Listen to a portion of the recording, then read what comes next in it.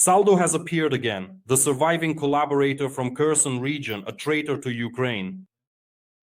He continues, I don't even know what to call it, to squander Ukrainian lands, the occupied territories, which obviously do not belong to him. And they don't belong to the occupiers, nor do these lands belong to the Russian Federation. But according to Saldo, they could belong, for example, to Belarus.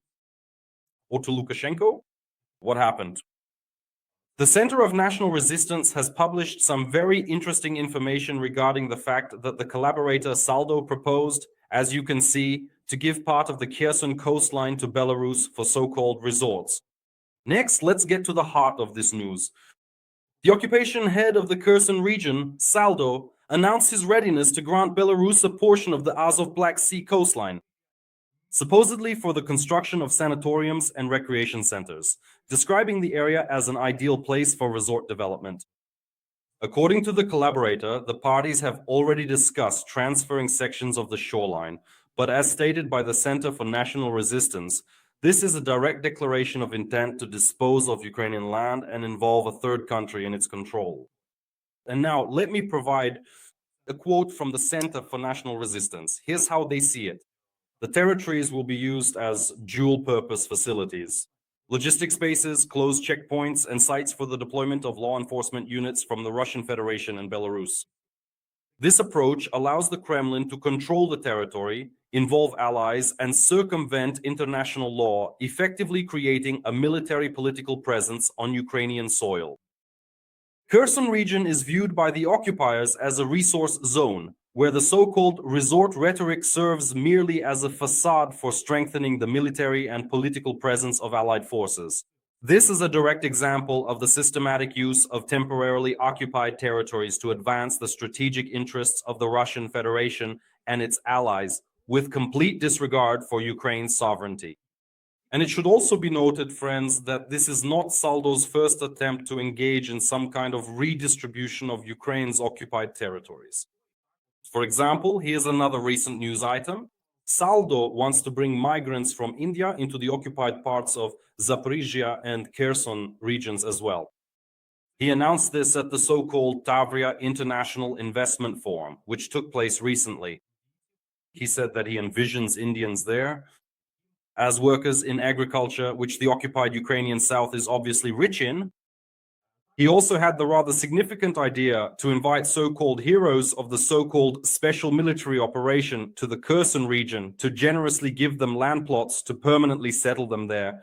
And these individuals are indeed the soldiers of the Russian occupation army who are currently actively fighting in the conflict. On what he calls his territory in Kherson region, in Saldo's opinion, they could stay there forever. For my part, I support that the land of Kherson can remain forever. But as for walking on occupied land, on Ukrainian territory, well, of course, Saldo is unlikely to find any support here. At the same time, Lukashenko is also suspiciously silent about this whole proposal. He hasn't reacted at all, even though he had the opportunity to do so. Suddenly, Lukashenko convened the Security Council of the Republic of Belarus and said a lot of things there. It felt like, and by the way, I watched a lot of clips from that meeting, that Lukashenko was the only one speaking, while everyone else mostly just listened. So he didn't say a single word about needing any of that. A piece of Ukrainian land. But does anyone actually ask Lukashenko? Saldo couldn't just propose this idea on his own if it hadn't been coordinated somewhere. In the Kremlin, Lukashenko, on the other hand, suddenly started talking about the difficult situation on the Ukrainian-Belarusian border. He said that Ukrainians have abandoned the border, so you can just go in and take whatever you want. That's why Belarus has to spend a lot of money from its own budget on fortifying the area, arming Belarusian border guards, and to set up certain, as he put it, army outposts there. Yes, nothing about the south. In principle, it would even be advisable for Belarus to prepare for war. This news is spreading everywhere today. Lukashenko announced preparations for war. With that kind of logic, just so there isn't a war. But it's interesting, why is he preparing for war? Taking part, according to information from the Center of National Resistance, since the summer of 2024, in the redistribution of some territories in southern Ukraine. In short, here is this brief excerpt, so let's take a moment to listen to it carefully.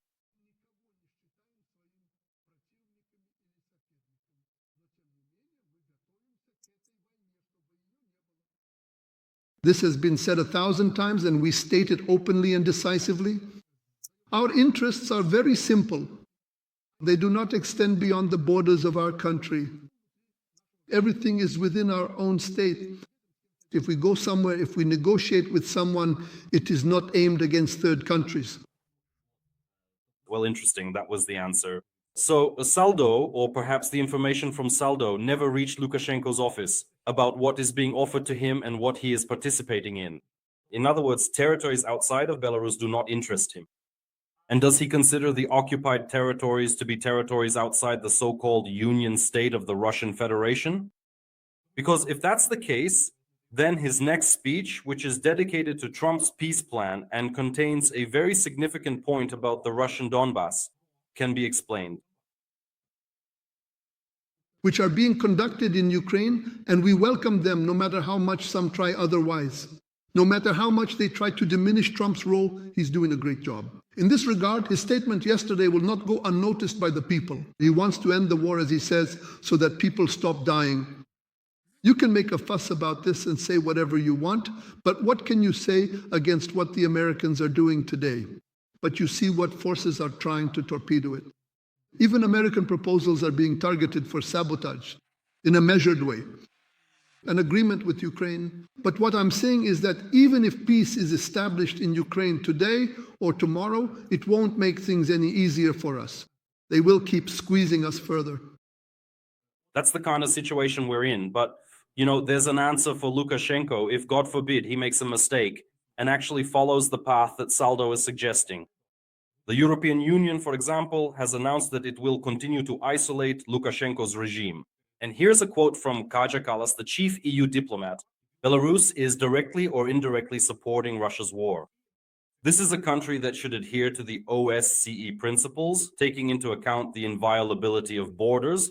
And Belarus is also involved in a series of hybrid incidents and provocations that threaten the security of European Union member states. This includes supporting Russian incursions into airspace, for example. In Poland, there have been incidents with balloons. In Lithuania, this issue is currently very relevant, as well as foreign influence and the ongoing efforts to exert pressure on the European Union. From the perspective of the migrant issue, Kaja Kallas is seriously talking about the fact that the European Union is working on expanding the sanctions regime against Belarus.